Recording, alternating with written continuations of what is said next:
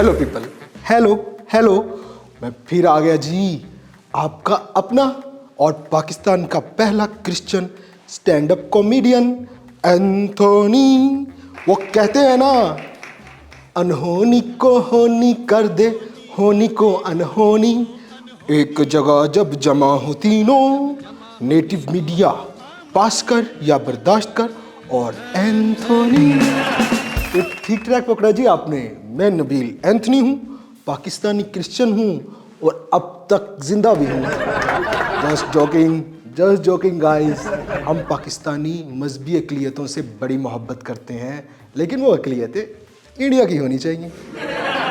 खैर सच्ची बात ये है कि अपन को लास्ट प्रोग्राम पे बड़ा अच्छा फीडबैक मिला, बड़ी एप्रिसिएशन हुई जी, थैंक्स फॉर दैट। बड़े मैसेजेस आए, कॉल्स आई। एक दोस्त ने तो कॉल करके ये तक फीडबैक दे दिया कि लगता है मेरा यार क्रिश्चियन कोटे पे कॉमेडी कर रहा है। कोटे की कॉमेडी अच्छा है, अच्छा है।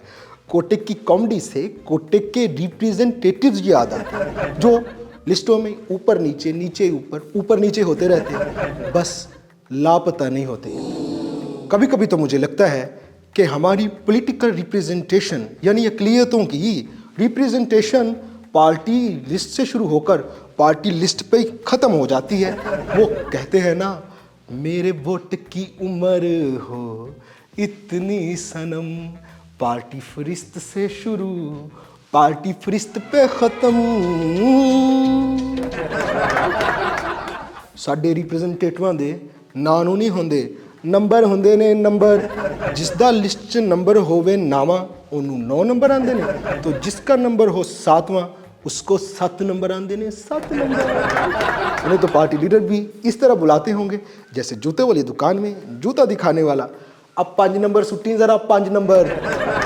फिर 5 नंबर का एक डब्बा असेंबली में आता होगा और उसमें से निकलता होगा वो वोट जो पार्टी मर्जी के बगैर कुछ भी नहीं सकता। वोट को नंबर दो, वोट को नंबर दो। कोटा नुमाइंदगी पर मुझे अपने यार विंस्टन सॉरी चर्चिल साहब की बात याद आ गई, जो उन्होंने परसों रात 11:01 पर एक ठंडी सांस लेकर मुझसे कही थी। कहते हैं, यार एंथनी तो खुद वेख, जिस कौम के बर्तन अलहदा हो जाएं उसके सियासी नुमाइंदे भला किस तरह इकट्ठे मिलकर इलेक्शन लड़ सकते हैं। फिर मेरे यार विंस्टन ने एक और ठंडी सांस ली और कहते हैं कि यार ये मेजॉरिटी वाले हमसे इलेक्शन ऐसे करवाते हैं जैसे गुरबा अपने बच्चों को विंडो शॉपिंग।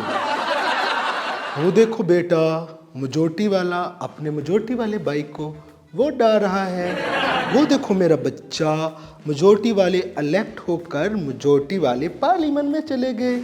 चलो शाबाश, ताली बजाओ, शाबाश, मेजॉरिटी वाले फिर इलेक्शन जीत गए। हाँ, सर्दी का मौसम है तो मेरे यार ने एक और ठंडी सांस ली।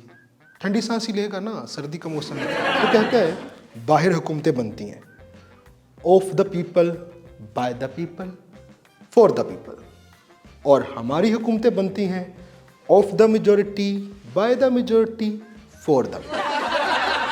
बड़ा इंटेलिजेंट कनूती है मेरा दोस्त, ज़हीन पैसामिस्ट, लेकिन मैं ऑप्टिमिस्ट हूँ, बेवकूफ़ ऑप्टिमिस्ट।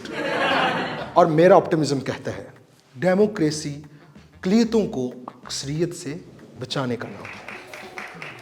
तो मैं बात कर रहा था कोटे की कॉमेडी पर, सॉरी कोटे की रिप्रेजेंटेशन पर।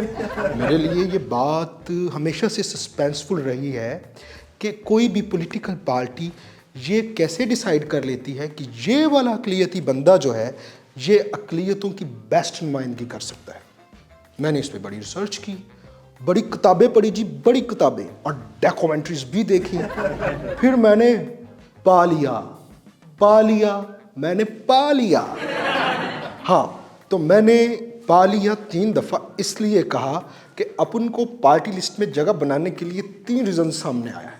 यानी पहला रीज़न खुशामद, दूसरा रीज़न ज़्यादा खुशामद, और तीसरा रीज़न बहुत ज़्यादा खुशामद। हाँ, तो आजकल इलेक्शन का दौर चल रहा है। हमारे यहाँ भी इलेक्शन की बड़ी गहमा गहमी है। अक्सर मुख्तलिफ पार्टियों के लोग शाम की पार्टियों पे मिल ही जाते हैं। बंदा मिला न्यू ईयर पार्टी पर, उसने अपनी कमर पर लगाए हुए थे, परियों वाले पर। मैंने उससे पूछा, यार ये तूने पर क्यों लगाए हुए हैं? ये न्यू ईयर पार्टी है, कोई हैलोवीन पार्टी नहीं। फिर ये गेटअप क्यों? कहता है, भाई ये गेटअप नहीं है, मैं JUIF का अक़लियती विंग का नुमाइंदा हूँ, इसलिए पर लगा के घूमता रहता हूँ। मैंने कहा, भाई तुम घूमते क्यों रहते हो, उड़ते क्यों नहीं? कहता, एक दफ़ा मौलाना साहब को जीतने दो और मुझे कोटे पर आने दो, फिर तुम्हें उड़ के भी दिखाऊंगा। सच में बड़े मज़े के होते हैं ये अक़लियती विंग वाले।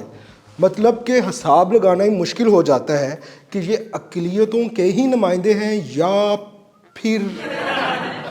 ठहरिए, रुकिए, समझाता हूँ आपको। जमाते इस्लामी की अक़लियती विंग का एक नुमाइंदा है जो मेरा दोस्त है, जनाब विक्टर मसीह। वो मुझे मिला क्रिसमस पर, मेरे घर के बाहर बैठा था।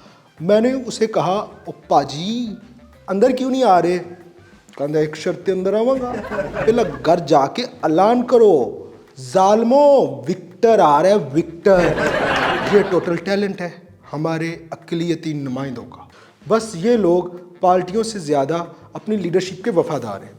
अगर PTI वाले पीटर से कहें कि यार हमारे नलों में पानी नहीं आ रहा, तो वो कहता है, ओ पानी नू छड्डो जी, तुसी ए वेखो इमरान खान हैंडसम किन्ना है। PP वाले रमेश को बोलो, महाराज मुर्दे दफनाने के लिए हमारे पास कब्रिस्तान नहीं है। वो कहता है, मुर्दे नू छड्डो जी, ये देखो कि भुट्टो अजे तक जिंदा है।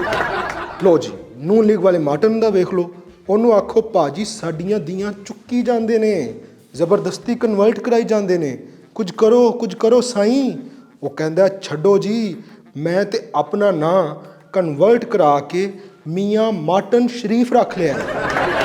ले जी ले, ये है आपकी जमहूरियत में हमारा हिस्सा, चमचागिरी, अलहदगी और खुशामद। यानी पहला सोटा, फिर कोटा, ते अखीर ते फिर एक करी सोटा। इस बात पर मुझे अपने यार विंस्टन चर्चिल का एक कॉल याद आ गया, जो उन्होंने कल रात 11:01 पर मुझसे कहा था कि अक़लियतों की जमहूरियत महकमा औकाफ से शुरू होती है और शराब की फैक्ट्रियों पर ख़त्म हो जाती है। ये कॉल मेरा नहीं है, मेरे यार चर्चिल का है। भाई चर्चिल का मैंने तो इस उम्मीद से दोहरा दिया कि इस इलेक्शन में नहीं तो अगले इलेक्शन में ही सही, लेकिन हमें कम से कम अक्सरियत वालों के साथ मिलकर जनरल सीटों पर इलेक्शन लड़ने की शायद इजाज़त मिल जाए। अगर आप कहेंगे तो हम अपने बर्तनों की तरह अपनी स्याही, ठप्पा और पर्ची घर से ले आएंगे।